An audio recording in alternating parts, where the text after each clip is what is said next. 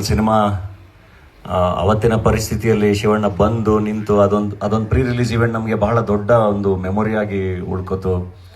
And ಅಲ್ಲಿಂದ ಅದಕ್ಕಿಂತ ಮುಂಚೆನೂ ಅಷ್ಟೇ, ನಾನು ಫಸ್ಟ್ ಹೋಗಿ ಹಿಂಗೆ ಶುರು ಮಾಡ್ತಿದ್ದೀನಿ ಇಂದಾಗಲೂ ಅಣ್ಣ ನಾನು ಈ ಥರ ಒಂದು ಹಾಕೊಂಡು ಮಾಡ್ತೀನಿ, ನೀವು ಅರ್ಪಿಸ್ಬೇಕು ಸಿನಿಮಾನ ಅಂತಾರೆ. ಹಾಕೊಳ್ಳಮ್ಮ ಒಳ್ಳೇದಾಗಲಿ ಹಾಕು ಅಂತ.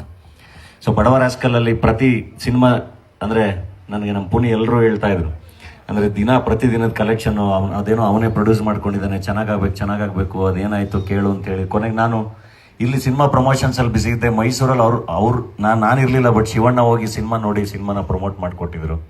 ಸೊ ಅಣ್ಣ ಹೇಳ್ದಂಗೆ ಇಲ್ಲಿ ಶ್ರೀಮಂತಿಕೆ ಬಹಳ ಇರಬೇಕಾದ ಅವ್ರಿಗೆ ಬಹಳ ಅದಕ್ಕೆ. ಆ್ಯಂಡ್ ಅವರೇ ಇನ್ಸ್ಪಿರೇಷನ್ನು ಕೂಡ.